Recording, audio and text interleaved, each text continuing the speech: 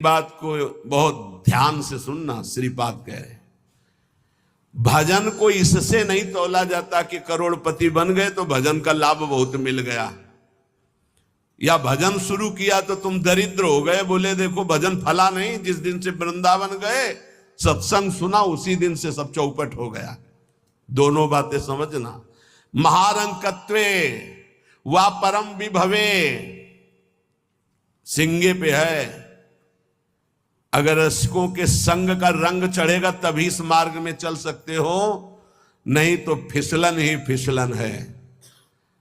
महारंकत्व हो सकता है जिस दिन से भजन शुरू करो उस दिन से शुरू हो जाए तुम्हारा पाप का संयोग जो पूर्व जमा हुआ है, क्योंकि नष्ट होकर अब तुम्हें भगवत प्राप्ति करानी है। कल एक साधक भारी रोग से ग्रसित, और वो बोला कि हमें लगता है कोई वैष्णव अपराध बन गया। क्यों? नहीं, ये शरीर में हरे बावरेपन में हम कह रहे शरीर रोग से ग्रसित है तो बुद्धि को तो स्वस्थ रख ले। बुद्धि रोगी हो गई तो शरीर स्वस्थ होने पर भी मान नरक जैसा उसको दिन और रात व्यतीत होता है, नारकी भोगों का चिंतन करते हुए। कोई अपराध तब बनता है जब अहंकार होता है, ध्यान रखना। और तुम जो सब शरणागत हो रोज ऐसा मंजना लगता है कि तुम्हारे अहंकार चढ़ पाएगा। रोज बर्तन मांजा जाए तो चाहे जितना गंदा हो एक दिन चमकने लगता है। ये सत्संग भाग भर मत जाना, पक्का समझना। जितने बैठे हो अनुभव कर लेना, जहां कमजोरी है यही लगेगा सिर्फ मेरे लिए बोला जा रहा है। और सत्य मानना ये सत्संग है, ये सार्वजनिक भगवदानंद के लिए किसी व्यक्ति का लक्ष्य करके नहीं, सार्वजनिक सार्वभौम सत्संग होता है। शरीर का रोगों से ग्रसित हो जाना या कोई विपत्ति आ जाना ये हमारे पूर्व अपराध का है, पूर्व पाप का है। वर्तमान में यदि वैष्णव अपराध होगा तो शारीरिक दंड नहीं मानसिक दंड होगा। क्या? आपका भजन रोक दिया जाएगा।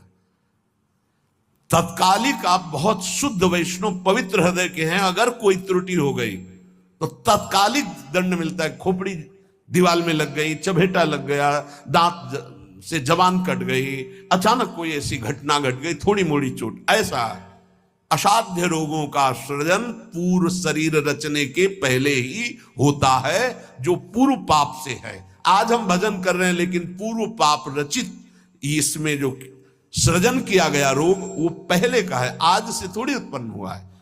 तो साधक को बहुत विवेकवान रहना चाहिए, नहीं तो अब हमारा शरीर अस्वस्थ और बुद्धि अस्वस्थ।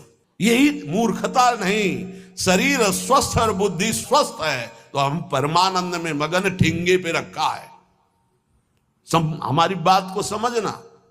हमारी बुद्धि भगवदाकार है तो पूरे शरीर में कीड़ा पड़े हो गलता लगाओ तो कुछ फर्क नहीं है, और बुद्धि विषयाकार है तो चाहे एसी में बैठे हो जलोगे, देखा है।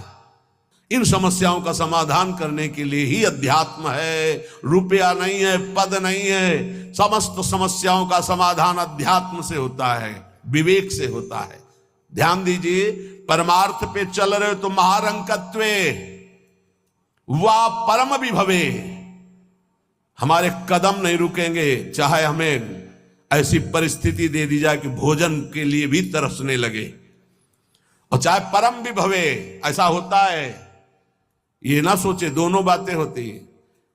एक है चक्रवर्ती सम्राट अम्बरीश जी महाभागवत, और दूसरे चीदर चिदरानी जी महाभागवत, जिनके यहां अतिथि पीपा जी सीता सहचरी आते तो अंदर जाकर अपनी पत्नी से कहते कि आज तो बहुत बड़ा अनर्थ हो जाएगा। उनका क्यों भगवान? बोले बहुत बड़े संत अतिथि आए और आज हमारे पास कुछ नहीं है। जरा विचार करना, उनके घर में दरवाजे और खिड़की भी नहीं रह गई थी। क्यों?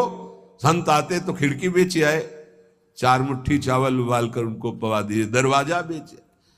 मिट्टी का पात्र था जिसमें रसोई अमनिया करते थे, कुछ नहीं रह गया था जो बेचा जा सके। एक वस्त्र शरीर में था चिदरानी जी के। उन्होंने कहा भगवान अतिथि भूखा नहीं जाएगा। पढ़ के देख लो भक्तमाल जी में श्री नाभा जी ने चरित्र लिखा, जो दिव्य दृष्टि संपन्न महापुरुष। दोस्तों, क्या आपके एमएस ऑफिस सॉफ्टवेयर के अंदर ये वाला कहा कैसे? बोले ये वस्त्र है ना कुछ तो बिक ही जाएगा, तो अतिथि को कुछ ना कुछ 4 मुट्ठी चना ही मिल जाएगा, अतिथि तो भूखा नहीं जाएगा, संत तो भूखे नहीं जाएंगे। और महाभागवत जिनके दर्शन करने द्वारिकाधीश के दिव्य दर्शन करके सीता सहचरी और पीपा जी आ रहे हैं, उनके दर्शन करने के लिए भी सीधे वस्त्र नहीं, एक ही वस्त्र था चिदरानी जी के, उतार के दे दिया। बेचा जाके जो कुछ बिका, जो कुछ भी रूखा सूखा पत्तल में लगाया और बाहर पीपा जी सीता सहचरी के सामने पाओ भगवान। वो समझ गई, स्थिति महारानी थी, बहुत प्रवीण, समझ गई कि भोजन देख के समझ गई कि स्थिति क्या, घर देख के उनकी वेशभूषा। तो उनका कहा कि भक्तानी जी को भी बुलाओ, चारों बैठ कर पाते जो भी है। वहां नहीं आप पाइए, वो तो रसोई में है। तो उनका फिर क्या होता, मैं रसोई से लिवा लाती हूं। अब उनको अगर पीपा जी कहते तो शायद चीदर जी कहते कि आप रुक जाओ, लेकिन सीता सहचरी जी तो सीधे रसोई में गई तो दिगंबर बैठी थी, समझ गए देखते। अंदर घर का हाल देखकर उनको आंसू आ गए, क्योंकि महारानी रह चुकी है वो स्वयं, तो परम वैराग्य से रहती थी, टाट लगा के, महारानी होते हुए भी टाट लगा करके भगवान की भक्ति में। सीता सहचरी जी बहुत ही ज्ञान संपन्न देवी, देखते ही उनको समझ में आ गया कि वो अकिंचनता की हद है इनके घर में, खाने के लिए दाना नहीं, कहीं कुछ नहीं। और तो उन्होंने कहा, देवी तुम निर्वस्त्र कैसे बैठी हो? तब उन्होंने कहा, अरे हमने सुना था आप द्वारिकाधीश के दर्शन करके आ रही, तो जब मिलेंगी तो रूप माधुरी का वर्णन करेंगी प्रभु की। क्या इस नासवान शरीर की चर्चा चला दी? जब पैदा हुआ था तो आभूषण और वस्त्र पहन के थोड़ी हुआ था, दिगंबरे हुआ था, और जब जाएगा तो जला दिया जाएगा। बीच में अगर दिगंबर है तो क्या फर्क पड़ता है? बाहर आई और पीपा जी से कहा, इनकी निष्ठा के आगे हम लोग कुछ नहीं है। उनको था कि राज सुखों का त्याग करके कष्ट पूर्वक भगवान का भजन करते हैं, ये अद्वितीय रहनी है। पर उन्होंने कहा जो चीदर चिदरानी जी की रहनी, उसके सामने हम कुछ नहीं है। पूरी स्थिति बताई तो पीपा जी कांप गए। ऐसी स्थिति देखो, महारंकत्वे अम्बरीश जी चक्रवर्ती सम्राट परम विभवे, ये भक्तों में दोनों स्थितियां पाई जाती। इन स्थितियों से भक्ति का कोई संबंध नहीं, ये पूर्ण पुण्य का संयोग बनता है तो मान वैभव संपन्न है। एक अकिंचन भाव से रह रहा है, नहीं है उसके पास, तो ये भक्ति से तुलना नहीं की जा सकती। इसकी भक्ति कमजोर है, इसके पास वैभव नहीं, उसकी भक्ति बहुत जोर है क्योंकि उसके पास वैभव नहीं। महारंकत्वे व परम विभवे, भक्ति से इसकी तुलना ना की जाए कि उनकी भक्ति जोर की है, खूब सुख संपन्न है, और उनकी भक्ति रंग नहीं ला रही। देखो खाने पीने की भी व्यवस्था नहीं, भक्ति का रंग अलग होता है। देखो चीदर चिदरानी जी और देखो अम्बरीश जी, दोनों महाभागवत, एक चक्रवर्ती सम्राट और एक खाने को भी नहीं, दोनों महाभागवत। ऐसे ही आप जब भक्ति के मार्ग में उतरे तो महारंकत्व हो सकता है, ऐसी परिस्थिति आ सकती है, हिम्मत मत हारिए। ये जरूर ध्यान रखिए कि अखिल विश्व ब्रह्मांड की रचना एक पलक झपकते जिस मालिक ने की उसका मैं दास हूं। ऋषि मेहता जी का भात द्वारिकाधीश ने स्वयं भरा और सब जानते हैं सोने चांदी की वर्षा करवा दी। उनके लिए कोई दुर्लभ बात है क्या? वाह बहुतरे सुखे वा दुखे, भक्ति मार्ग में चल रहे तो हो सकता है सुख विधान चालू हो जाए, हो सकता है दुख विधान चालू हो जाए। ये बीमारी, ये परेशानी, बहुत इसमें हिम्मती चाहिए और सत्संगी चाहिए, तभी आप निकल पाओगे, नहीं तो फिसल जाओगे पक्का। ये मार्ग परम पद का है, 84 लाख योनियों से मुक्त होना खिलवाड़ नहीं है। इस जेल से भागने के लिए कोई भी दरवाजा नहीं, एकमात्र मनुष्य दे, और मनुष्य दे सत्संग के द्वारा इससे निकल सकते हो, अन्यथा कोई उपाय नहीं। साधन को हरिभजन है, कह सत्संग सहाय। सुखेवा दुखेवा, बहुत हिम्मत। भारी से भारी सुख का विधान मिल सकता है, नाम मत छोड़ना, भजन मत छोड़ना कि हमारी पूर्ति हो गई, जो चाह मिल गया। फिर भी फंस जाओगे। और दुखेवा, अरे जब से भजन शुरू किया बड़ा दुख आना शुरू हो गया। नहीं, ये मार्ग की सुख दुख वृत्तियां, इनमें अपने परमार्थ को मत रोक देना, आगे बढ़ो। एक आगे ऐसा स्थान है जो सुख दुख दोनों से परे महान परमानंद स्वरूप है। ये छोटी छोटी वाटिकाएं हैं, कहीं सुख की कहीं दुख की, भ्रमित मत होना। यशस्वी बहुले था अपयशस्वी, हो सकता है तुम्हारा भजन ठीक चल रहा है, यश शुरू हो गया, और या हो सकता है अपयश शुरू हो गया, दोनों बातें, निंदा होने लगी। तो यश होने लगे तो उसमें खुशी नहीं मनानी, और अपयश होने लगे तो दुखी नहीं होना। वैसे अच्छी बात यह है कि अपयश होने लगे तब खुशी होना चाहिए। बड़ी कृपा हरि की, अब कोई प्रणाम करने नहीं आएगा। राधे श्याम जी धर्म मनावे चले जाओ, कोई नहीं देखेगा। जब कबीरदास जी ने देखा कि बहुत यश हो रहा है, तो संतों की युक्तियां होती हैं। काशी की एक वैश्या के पास गए, वैश्या ने देखा कबीरदास जी आए, खड़े हो गए, प्रणाम किया। महाराज पहली प्रार्थना कि आप जल्दी यहां से निकल जाओ। उनका क्यों? अरे बोले इस गली में खड़े होने का मतलब है कि निंदा होना। आप महान संत हैं, आप यहां खड़े भी होंगे तो आपकी निंदा। हम बोले वही करवाने के लिए आए, हम निंदा करवाने के लिए आए, आप हमारा साथ देंगी? उनका भगवान आप आज्ञा करें, भला मैं नीच आपकी क्या सेवा कर सकती हूँ? बोले गले में हाथ डाल के पूरी काशी में घूमना है। बोले महाराज कोई पानी नहीं पूछेगा आपको। बोले यही चाहते हैं। बोले भी जैसी आपकी इच्छा। गंगा जल भरा, थोड़ा रंग वंग डाल के, एक हाथ में गंगा जल की बोतल, दूसरे हाथ में वैश्या। अरे बोले देखो देखो, दूसरे दिन से कबीरदास जी की कुटिया शांत, कोई प्रणाम नमस्कार नहीं। अरे हम जानते थे, कुछ तो कहते हम जानते थे पहले से, असलियत तो यही है। और कुछ कहते यार कुछ तो गड़बड़ है, ऐसे महात्मा तो नहीं है। फिर भी जो कुछ श्रद्धा रखते थे वो इस बात से नहीं गए कि ठीक है अच्छे हैं पर ऐसा कैसे कर सकते हैं, छोड़ो यार। वहां कोई प्रणाम नहीं, बड़े चैन से भजन करने लगे। युक्तियां संतों की होती, पर वो युक्ति सिद्ध ही करे। जीना मुश्किल हो जाएगा अगर हिम्मत नहीं है, भगवत प्राप्त नहीं है, सिद्धों की बात है। उपद्रव न करे कि अब हम भी कुछ थोड़ा ऐसा कर, पिट जाओगे। हाँ, सिद्धों की बात अलग है। फिर राजा को अश्रद्धा हुई तो चमत्कार भी उनके जीवन में था ऐसा कि दिखाया, होश उड़ गए।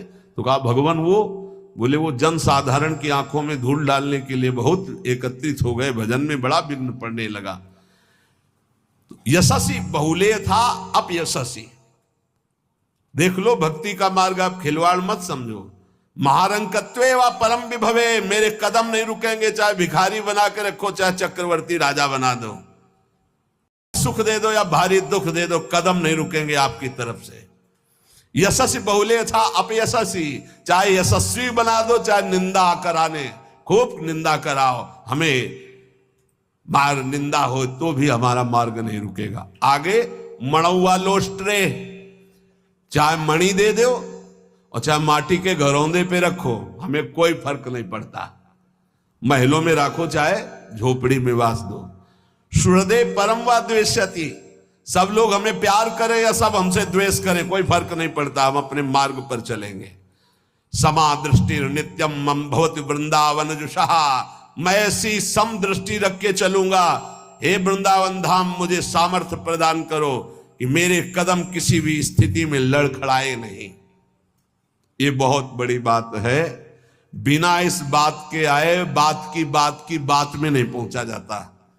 ये बहुत हिम्मत की बात है। इस शूरवीर का मार्ग है। दुख आवे या सुख, संपत्ति आवे या विपत्ति, यश आवे या अपयश, महलों में रखे चाहे झोपड़ी में, हर स्थिति में हमारी भक्ति में कभी नहीं होने वाली ये निष्ठा रखे। यहां ऐसी भक्ति बहुत कम है, बहुत कम है। इसीलिए खूब सत्संग सुनो, जितना विश्वास दृढ़ करोगे उतनी भक्ति महान होगी। बिन विश्वास भगति नहीं ते बिन द्रवहि न राम, और राम कृपा बिन सपने जीव न लह विश्राम। हित ध्रुव जो विश्वास है तब ही सुधरे बात, ना तरु माया पंथ में फिरे जो टक्कर खात। और ये स्थिति समत्व की तभी आती जब इष्ट में ममत्व हो जाता है। कि अब आपको नहीं छोड़ सकते, चाहे जो कुछ हो जाए प्रभु, चाहे जैसी परिस्थिति हो। संतों की वाणी, इष्ट में अपने सुदृढ़ अनन्यता हो जाना। राधा वल्लभ ध्यान धरोउर, राधा वल्लभ इष्ट हमारे, राधा वल्लभ नाम जपो नित, राधा वल्लभ ही में धारे। राधा वल्लभ जीवन है मम, राधा वल्लभ प्राण ते प्यारे, राधा वल्लभ नैन बसे, सरस माधुरी होत नहीं छिन न्यारे। परम संत श्री रसिक सरस माधुरी जी कह रहे हैं, राधा वल्लभ का ही नाम हमारी जिह्वा में और राधा वल्लभ का ध्यान हमारे हृदय में, क्योंकि इष्ट हमारे राधा वल्लभ। राधा वल्लभ का हृदय में ध्यान और मुख में नाम, ये आचार्य चरण भी आदेश करते हैं। सबसो हित निष्कामति श्री वृंदावन विश्राम श्री राधा वल्लभ लाल को हृदय ध्यान मुख नाम। जो आचार्य का है, इष्ट उसके अधीन होते हैं, तो हर समय हमारे मुख से राधा वल्लभ राधा वल्लभ राधा वल्लभ।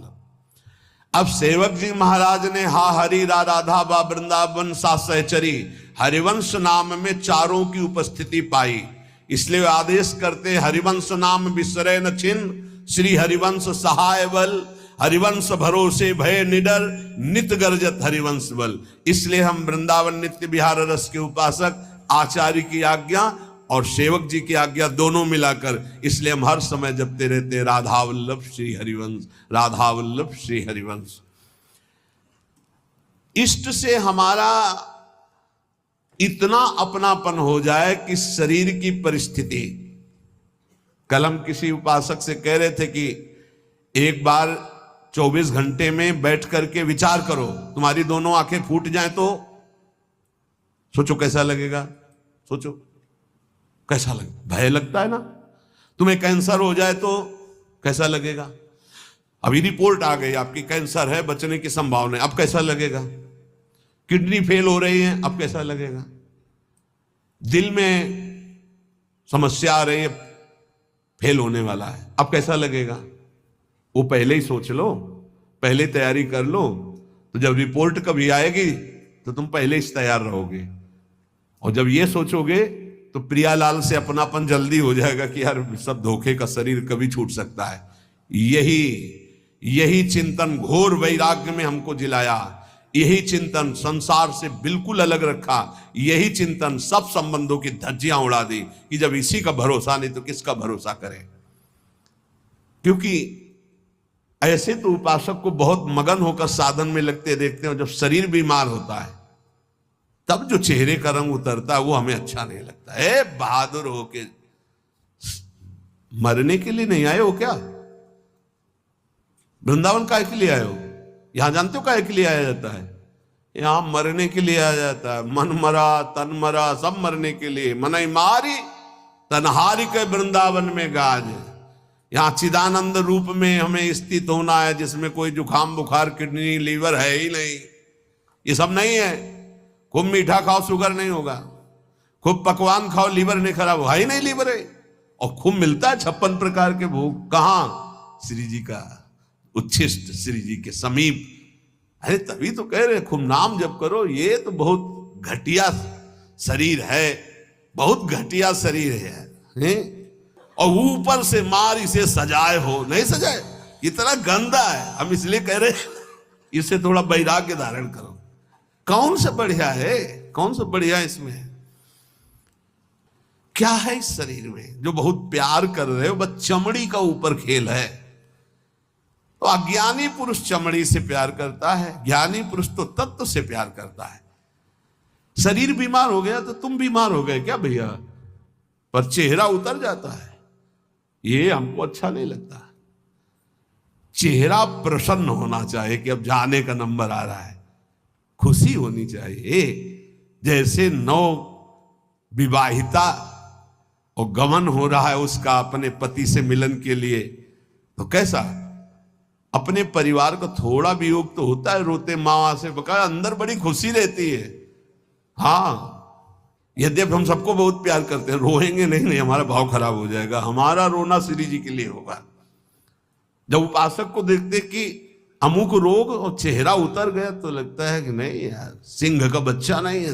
नहीं यार, फांसी का भी अवसर आने पर हमारे देशवासियों ने जय हिंद बोलकर फांसी चढ़ाई है देशभक्ति में। फिर तुम श्यामा श्याम के भक्त हो, शरीर रोगी हो गया तो मुस्कुराओ, उछलो उछलो, नाचो बाके कि जाना है श्री जी के पास यार। अब तो हमें लगता है सर्टिफिकेट बढ़िया बन, बोले कैंसर ठीक हो गया तो उदास हो जाओ, पास रोक दिया गया क्या कुछ दिनों के लिए?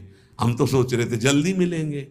ऐसा ही होना चाहिए, जब रोग बढ़े और जाने की बात आवे तो खुशी मनावे कि श्री जी के पास जाना है। लेकिन श्री जी के पास जाने के तो तुमने सोचा ही नहीं था, इसीलिए तुम उदास हो गए।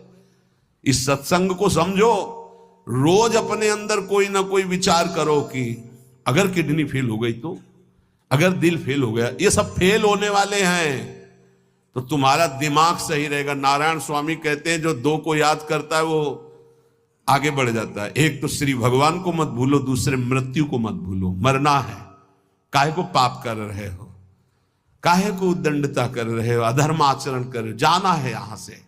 तो हम सब उपासक से प्रार्थना करते हैं, पहले ये बताओ कि भगवत मार्ग में जाने के लिए आए हो या रहने के लिए? जाने के लिए आए हो ना। कहां? श्री जी के पास। तो अगर बुलावा कैंसर रूप में आए तो उदास क्यों हो रहे हो? कैंसर सर्टिफिकेट है श्री जी से मिलने की, किडनी फेल सर्टिफिकेट है। हे, ऐसा नहीं, सिंह के कभी सिंहार नहीं पैदा होते।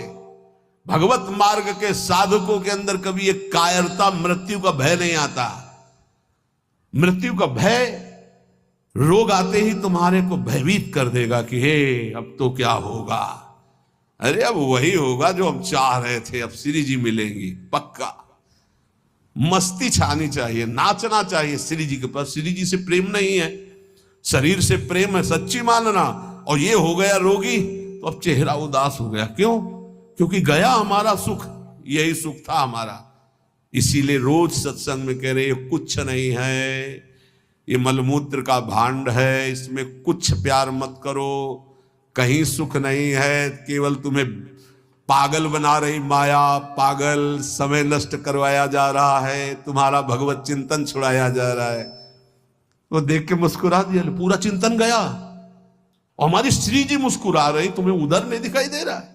आवत सी वृषभानु दुलारी, रूप राशि चतुर शिरोमणि, अंग अंग सु बुद्धि मारी गई सारी। हाँ, पांच भौतिक शरीर मुस्कुरा रहे, उनकी मुस्कुराहट में अभी तो अप्सरा ले उतरी।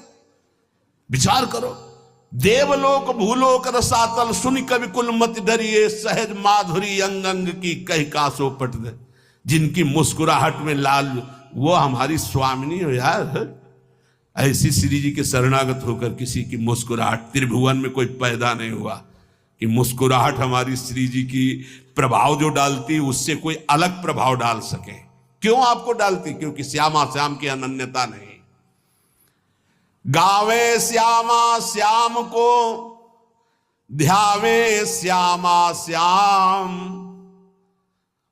तो निरखे श्यामा श्याम को, बस यही हमारो काम। कुछ कठिन नहीं है श्यामा श्याम से मिलना, सच्ची बात कह रहा हूं, हृदय की बात कह रहा हूं। बस इनके सिवा कोई हमारा ना हो तो जल्दी मिल जाए, पर इनके सिवा और जो कोई है हटा नहीं पा रहे, नहीं हटा पा रहे। लग लो कब तक तुम्हारा संग कौन देता देखते हैं।